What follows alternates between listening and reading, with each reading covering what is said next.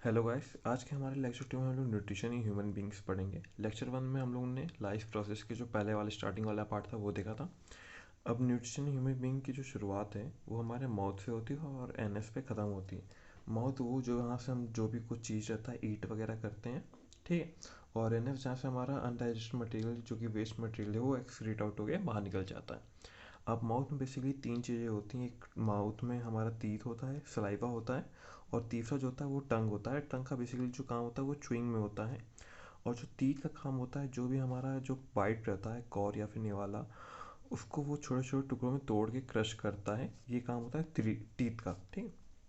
अगला जो रहता है वो सलाइवा रहता है। ये हमारा जो भी हम खाते पीते हैं उसको सॉफ्ट बनाता है और मॉइस्ट बनाता है, ठीक है। उसमें नमी नमी प्रोवाइड कराएगा हमारे खाने में और उसको सॉफ्ट बनाएगा ताकि वो आराम से नीचे आगे फूड पाइप के थ्रू जा सके, ठीक है। अगला जो काम होता है सलाइवा का होता है कार्बोहाइड्रेट का ब्रेक डाउन कराना। जो हमारा डाइजेशन है हमारे माउथ से ही कार्बोहाइड्रेट के ब्रेकडाउन से स्टार्ट हो जाता है, जो कि सलाइवा कराता है। और ये सलाइवा सिक्रीट कहाँ से होता है? सलाइवा हमारे सलाइवरी ग्लैंड से सिक्रीट होता है। एक और काम जो होता है सलाइवा का वो होता है, जो अगर कोई खाने पीने के थ्रू माइक्रो ऑर्गेनिज्म चला जा रहा है तो ये उसको किल करने में भी सलाइवा एक अपना रोल प्ले करता है, ठीक है।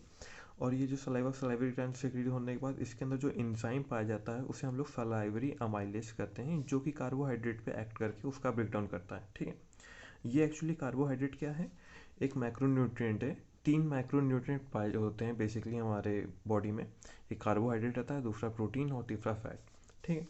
अब ये जो मैक्रोन्यूट्रिएंट्स हैं इनका जब ब्रेकडाउन होता है इनके स्मॉलर फॉर्म में, जो कि माइक्रोन्यूट्रिएंट्स होता है, वो क्या होता है, कार्बोहाइड्रेट का ग्लूकोज हो जाएगा, प्रोटीन का हमारा अमीनो एसिड हो जाएगा और फैट का हमारा फैटी एसिड हो जाएगा। अब जो हमारा खाना है फूड पाइप के थ्रू नीचे जाता है पेरिस्टाल्टिक मूवमेंट के थ्रू, मतलब कि एक तरह से बकैया खाते हुए या फिर धीरे धीरे अपना आगे बढ़ता जाता है, धीरे धीरे आगे बढ़ता जाता है।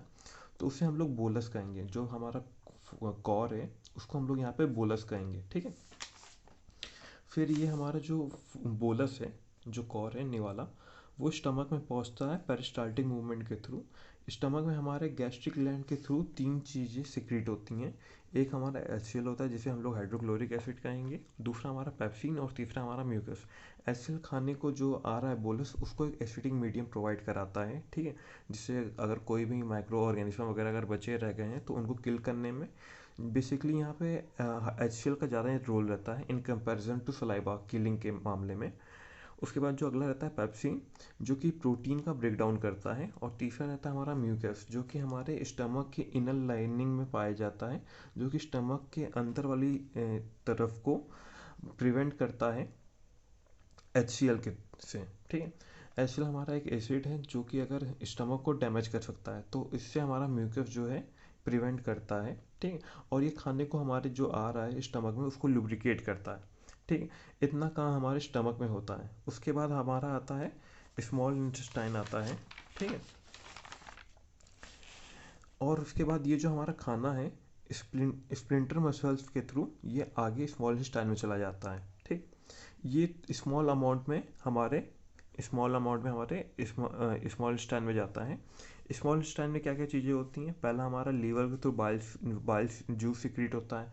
दूसरा पैंक्रियास के थ्रू पैंक्रियाटिक जूस सिक्रीट होता है। और आखिरी में एकदम इंटेस्टाइनल जूस रहता है जो कि स्मॉल इंटेस्टाइन में पाया जाता है, ठीक है।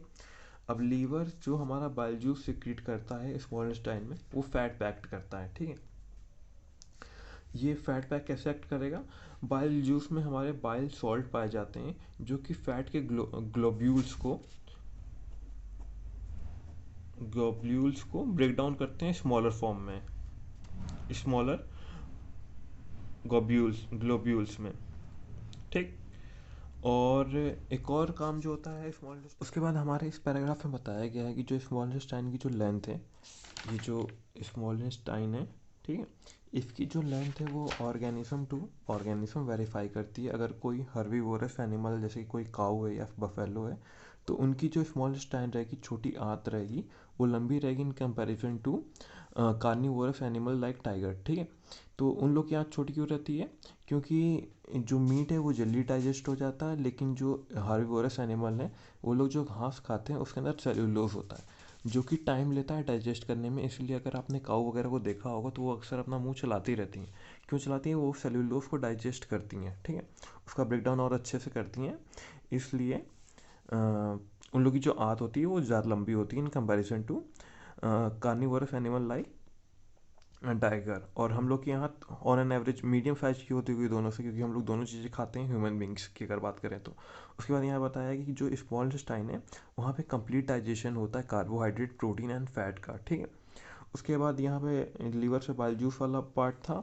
और इसके बाद इस जो फूड रहेगा उसको हम लोग काइम कहते हैं।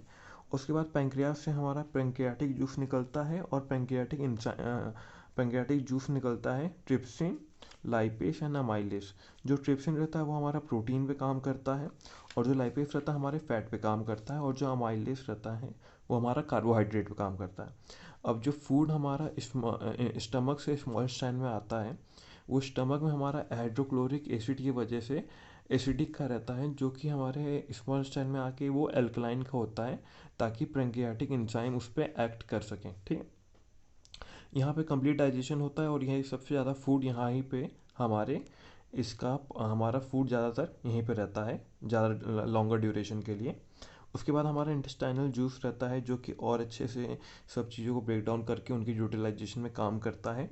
और उसके बाद यहाँ पे finger like projection like villi होते हैं। फिंगर लाइक प्रोजेक्शन मतलब उंगली की तरह के कुछ ऐसे ऐसे से होते हैं, जो कि ये जो फूड हमारा इनका छोटे छोटे अमाउंट में जो छोटे छोटे माइक्रोन्यूट्रिएंट में ब्रेक डाउन हो रहा है उनका यूटिलाइज होता है यहाँ विलाई के थ्रू, ठीक है।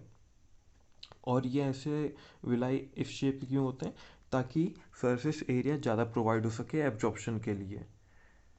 उसके बाद हमारा जो लार्ज इंटेस्टाइन रहता है, बड़ी आंत, वहाँ से हमारा जो वेस्ट मटेरियल है उस एनएस के थ्रू, स्प्लिंटर मसल के थ्रू वहाँ से रिमूव हो जाता है। यही हमारा रहता है डाइजेशन। एक बार जल्दी से इसको शॉर्ट में समझ लेता हूँ, ठीक है। मुंह में हमारे खाना आ रहा है, ठीक है, माउथ में, जो कि आता है। उसके बाद यहाँ पे सलाइवा एक्ट करेगा, जो कि खाने को मुलायम करेगा, बैक्टीरिया को किल करेगा, और उसके बाद कार्बोहाइड्रेट का ब्रेक डाउन करता है। उसके बाद यहाँ से हमारा जो खाना है ओसोफेगा या फिर फूड पाइप के थ्रू पेरिस्टाल्टिक मूवमेंट के थ्रू नीचे जाता है स्टमक में। स्टमक में हमारे HCl रहता है, पेप्सिन रहता है, म्यूकस रहता है। म्यूकस हमारे खाने को लुब्रिकेट करेगा और स्टमक के अंदर की लाइनिंग को प्रिवेंट करेगा, ताकि हमारा HCl से हमारे स्टमक को कोई जलन अलन ना हो, ठीक है, और किसी तरह के मतलब हार्मफुल ना रहे स्टमक के लिए। और पेप्सिन हमारे प्रोटीन का ब्रेक डाउन करेगा। सारे चीज़ों का दो दो बार ब्रेक डाउन होता है। जैसे कि अगर फैट की बात की जाए तो फैट का एक जगह लीवर से ब्रेक डाउन हो रहा है, और फैट का अगला लाइपेज से हो रहा है, ठीक है। और अगर प्रोटीन की बात की जाए तो प्रोटीन का हमारे एक स्टमक में होता है, और उसके बाद हमारे स्मॉल इंटेस्टाइन में हमारा होता है प्रोटीन का, ट्रिप्सिन से प्रोटीन का ब्रेक डाउन होता है। कार्बोहाइड्रेट की बात की जाए तो कार्बोहाइड्रेट पहले हमारे माउथ में एक बार इसका ब्रेकडाउन होता है सलाइवा के, सलाइवरी अमाइलेस के थ्रू, और दूसरा हमारा जो इसका ब्रेकडाउन होता है अमाइलेस के थ्रू होता है, जो कि हमारे स्मॉल इंटेस्टाइन में पेंक्रियास से पेंक्रियाटिक जूस निकलता है उसके थ्रू होता है, ठीक। और यहाँ पे जो खाना आता है वो एसिडिक से अल्कलाइन हो जाता है, ठीक, ताकि पेंक्रियाटिक एंजाइम एक्ट कर सकें। और स्मॉल इंटेस्टाइन की जो लेंथ वगैरह है वो ऑर्गेनिज्म टू ऑर्गेनिज्म वेरी करती है। उसके बाद इनके खाने का फिंगर लाइक प्रोजेक्शन के थ्रू एब्जॉर्प्शन होता है, ठीक। और उसके बाद ये लार्ज फिंगर लाइक प्रोजेक्शन क्यों होता है, ताकि लार्ज सरफेस एरिया प्रोवाइड कराया जा सके। और उसके बाद ये लार्ज इंटेस्टाइन में जो बड़ी आंत है उसके थ्रू जो अनडाइजेस्टेड फूड है या फिर वेस्ट मटेरियल है इनएफ के थ्रू बाहर एक्सक्रीट आउट होकर निकल जाते हैं। और एक और बात जो है यहाँ पे एसिडिटी, यहाँ पे एक और टर्म है जो जानने लायक है, जो कि है एसिडिटी, ठीक है। ये क्या होता है, जब हम बहुत देरी से कुछ खाए पिए नहीं रहते हैं, या फिर हम फास्ट रहते हैं या ब्रेथ रहते हैं, तो हम अगर कुछ खाने पीने के बारे में सोचते हैं तो हमारे पेट में HCl जो कि हाइड्रोक्लोरिक एसिड है उसका सिक्रीशन होता है। लेकिन अगर कुछ खाए पिएंगे नहीं और यहाँ पे एसिड का सिक्रीशन हो गया है तो ये क्या करेगा, पेट को काटने लगेगा धीरे धीरे, जिसकी वजह से एसिडिटी हो जाती है, जिसकी वजह से पेन वगैरह कॉज होता है।